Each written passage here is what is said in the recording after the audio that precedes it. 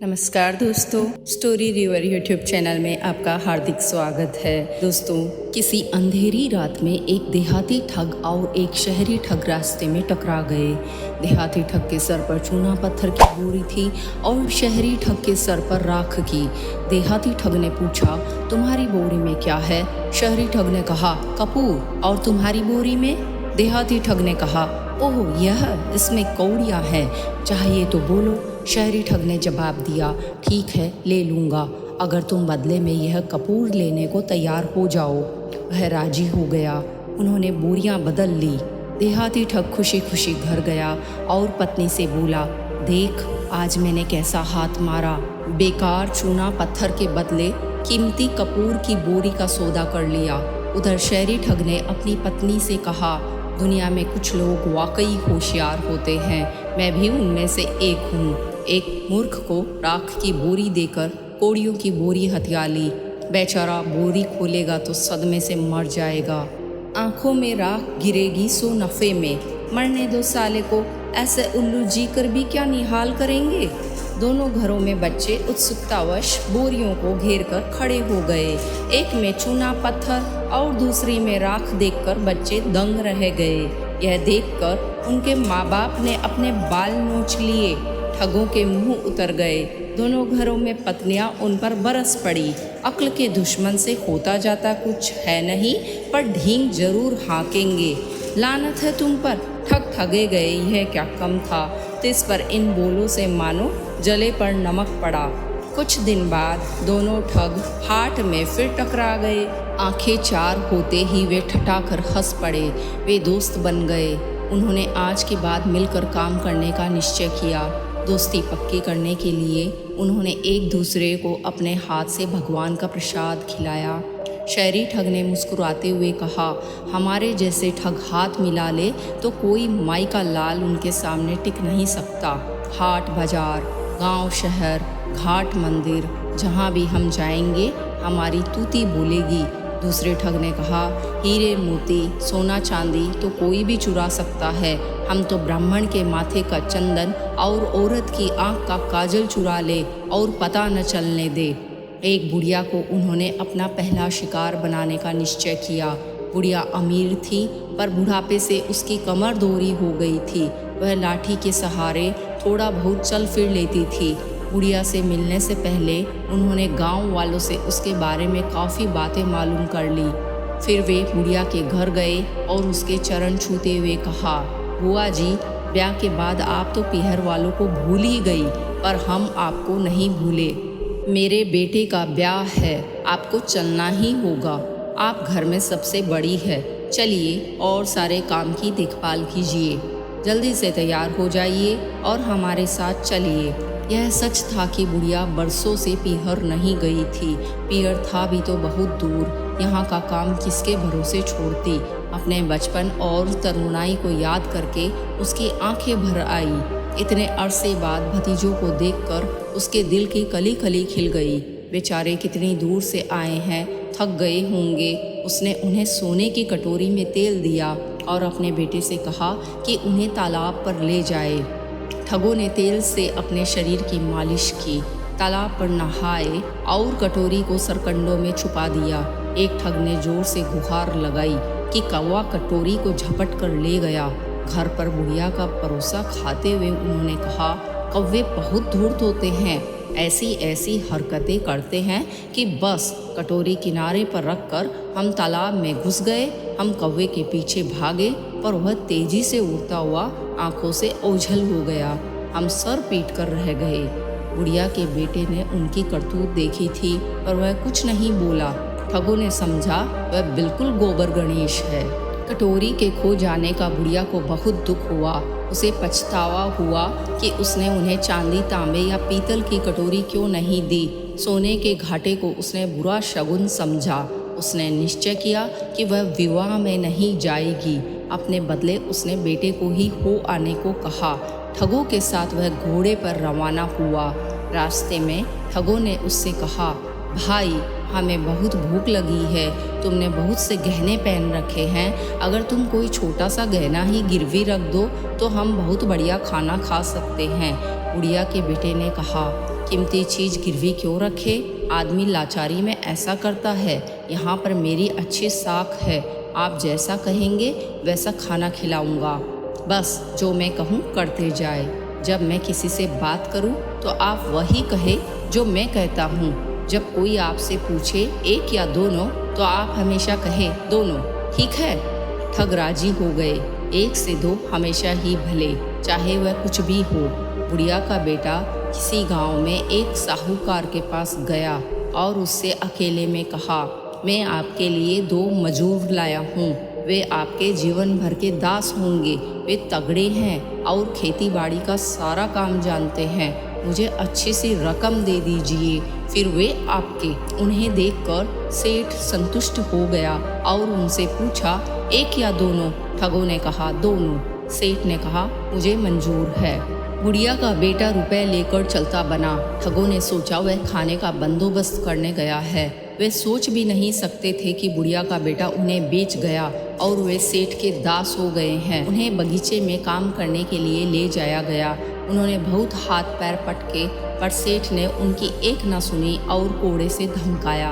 अब कहीं ठगों को एहसास हुआ कि बुढ़िया का गांव दिसा दिखता बेटा उनसे बड़ा ठग निकला। उन्होंने सेठ के पांव पकड़ लिए। सेठ जी, हमने जीवन में कभी काम नहीं किया। हमने तो कभी पानी का लोटा तक नहीं भरा। हम ऐसे वैसे घर के नहीं हैं। हमसे वैसा ही बर्ताव किया जाना चाहिए। उस छोरे ने हमें खाने का न्योता दिया। हमें क्या मालूम था कि वह हमें बेच जाएगा। सेठ यूँ पसीजने वाला नहीं था। बोला, मुझे इससे कोई वास्ता नहीं। मैंने तुम्हारे एवज में बड़ी रकम चुकाई है। भावुकता से धंधा नहीं होता। ठग गिड़गिड़ाए, उसने आपको भी धोखा दिया और हमें भी। आप किसी को हमारे साथ भेज दीजिए, हम उसे ढूंढ लेंगे और आपकी रकम लौटा देंगे। सेठ को कुछ भरोसा हो गया कि वे निर्दोष हैं। बदमाश को खोजने के लिए उसने एक नौकर को उनके साथ कर दिया। इस बीच बुढ़िया का बेटा तेजी से घोड़ा भगाता हुआ अगले गांव पहुंचा। वहां वह एक हलवाई की दुकान पर रुका और दोनों हाथों से मिठाइयाँ खाने लगा। दुकान पर बैठा लड़का यह देखकर भौचक्का रह गया। बोला, अगर तुम्हें ये इतनी ही अच्छी लगती है तो पहले दाम चुका दो और फिर जी भरकर खाओ। बुढ़िया के बेटे ने कहा, कैसी बात करते हो? मेरा नाम चीटा है। जाकर अपने बापू से कहो कि चीटा मिठाई खा रहा है और पैसा नहीं दे रहा। वे समझ जाएंगे मैं उनका दोस्त हूँ। लड़का भागा भागा गया और बापू को इस अजीब चींटे के बारे में बताया। हलवाई उस पर बरस पड़ा। मूर्खों के सरदार, चीटा कितनी मिठाई खाएगा? उल्लू दुकान सुनी छोड़कर आ गया। जा वापस दुकान पर जा।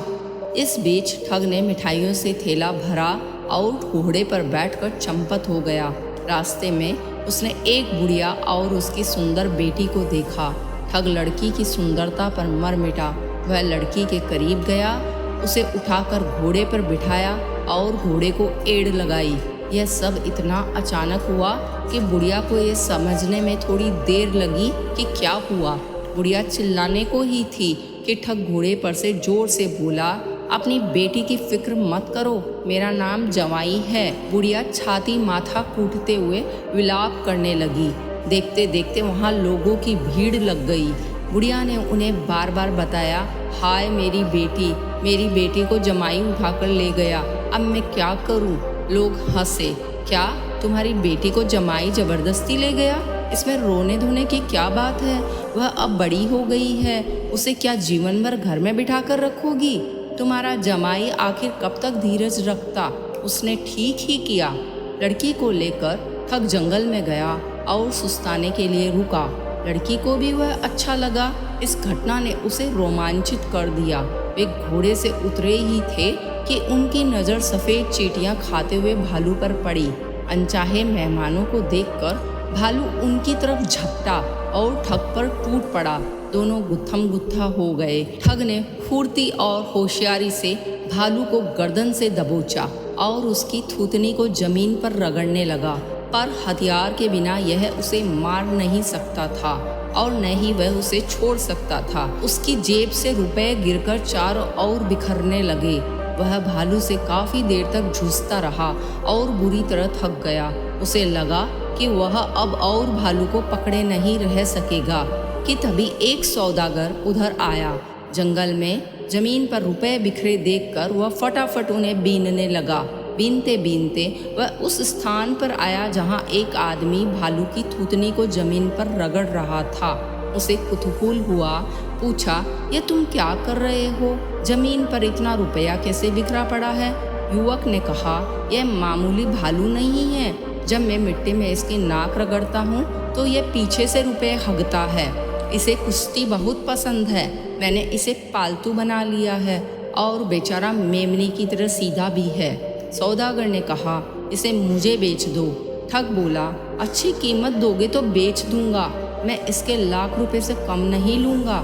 यह रोज़ 10 रुपये हगता है। सौदागर ने सोचा, यह तो रुपयों का झरना है। मैंने बहुत धंधे किए पर सब इसके सामने फीके हैं। यह भालू मुझे मिल जाए तो मज़ा आ जाए, फिर मुझे कोई काम नहीं करना पड़ेगा। मेरे पास रुपए ही रुपए होंगे, इस पर कमाने की कोई चिंता नहीं। सो उसने उसे लाख रुपए गिन दिए। उसने जो रुपए बटोरे थे वे भी ठग ने उससे ले लिए। ठग ने भालू सौदागर को पकड़ाया और कहा कि वह इसकी थूथनी जमीन पर रगड़े। भालू से छुटकारा मिलते ही ठग घोड़े पर बैठा और लड़की को लेकर वह जा। आगे उसे एक धोबी मिला जो धूप में कपड़े सुखा रहा था। ठग धोबी को दिखा दिखाकर थैले में से मिठाई निकालकर खाने लगा। उसे मिठाई खाते देखकर धोबी के मुंह में पानी आ गया। ठग ने उसे भी थोड़ी मिठाई खाने को दी। धोबी को वह बहुत स्वादिष्ट लगी। ठग ने कहा, अच्छी है ना? मुझे भी यह बहुत अच्छी लगती है। यह कोई मामूली मिठाई नहीं है। उस पहाड़ पर झील के किनारे एक खास पेड़ है। यह मिठाई उस पेड़ पर लगती है। जाओ और जितनी चाहो तोड़ लो। जी भरकर मिठाई खाओ और झील का मीठा पानी पियो। अगर तुम काफ़ी मिठाई तोड़ सको तो उसे बेचकर पैसा भी बना सकते हो। यह वास्तव में बहुत स्वादिष्ट है। धोबी को उसकी बात जची। वह तुरंत उस पहाड़ की ओर चल पड़ा। वह वापस नहीं आता तब तक उसने ठग से उसके कपड़ों का ध्यान रखने को कहा। कपड़े बहुत कीमती थे, शुद्ध रेशम और साटन के। धोबी के जाते ही ठग ने कपड़ों की गठरी बांधी और घोड़े पर रखकर अगले गांव जा पहुंचा।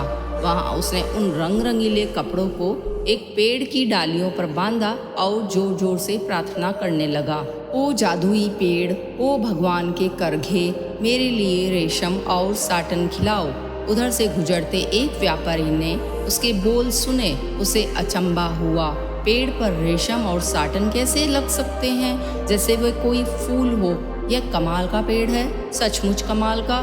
ऐसा स्वर्ग में होता होगा, लेकिन धरती पर रेशम से लदा पेड़ किसी ने नहीं देखा।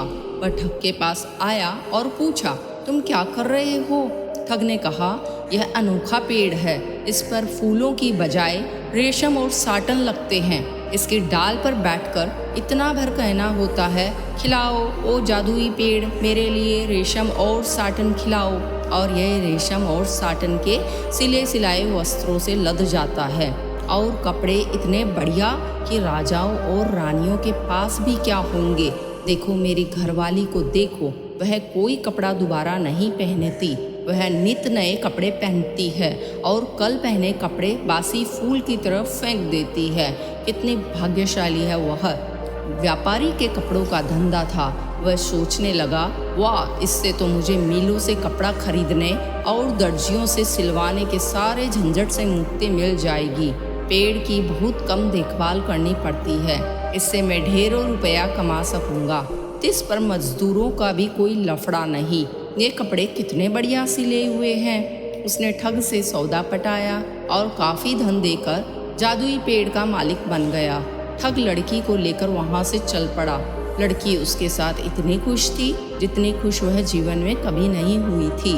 उत्कंठा से भरा सेठ पेड़ पर चढ़ा और ठग का सिखाया मंत्र जपते हुए उसे वस्त्र देने की प्रार्थना करने लगा। जाने कितनी बार उसने वह मंत्र दोहराया। वह वही ढाक के 3 पात। मंत्र जपते जपते उसका गला बैठ गया। दिन भर मंत्र जपने के बाद उसे एहसास हुआ कि वह साधारण पेड़ है और उसे उल्लू बनाया गया है। पहले वाले दोनों ठग अब भी उस छोकरे ठग को ढूंढ रहे थे जिसने उन्हें मात दी थी। उसे ढूंढते ढूंढते वे उस हलवाई की दुकान पर पहुंचे जहां से वह थैला भरकर मिठाई ले गया था। हलवाई भी उनके साथ हो लिया। आगे उन्हें वह बुढ़िया मिली जिसकी बेटी को वह भगा ले गया था। चारों आगे बढ़े, वहां से चले तो उन्हें वह सौदागर मिला जो अब भी भालू से जूझ रहा था। वह पस्त होने ही वाला था कि ठगों ने लाठियों से भालू को मार गिराया। उन्होंने धोबी को दम दिलासा दिया जो तय नहीं कर पा रहा था कि बिना कपड़ों के वह शहर भर के ग्राहकों का कैसे सामना करेगा। आखिर उन्होंने छोकरे ठग को उसके घर पर जा पकड़ा और उसे सख्त सुस्त सुनाने लगे। छोकरे ठग ने कहा, मैं ठग नहीं हूँ, ना मैं चोर हूँ। मैं आप लोगों की एक एक चीज़ वापस कर दूंगा। जो मिठाई मैं खा गया उसके दाम दे दूंगा। यह खेल मैंने सिर्फ मज़े के लिए किया था। मैं तो यह दिखाना चाहता था कि कैसे लोगों को अपनी नाक के आगे नहीं दिखता, खासकर तब जब वे लालच में अंधे हो जाते हैं। उसकी भलमन साहत और शिष्टता से वे बहुत प्रभावित हुए। उसने अपने नौकरों को उनके लिए बढ़िया से बढ़िया खाना बनाने और मुलायम बिस्तर लगाने का आदेश दिया। सबने डटकर भोजन किया और तान कर सो गए। उन्हें भरोसा था कि उनका माल उन्हें वापस मिल जाएगा।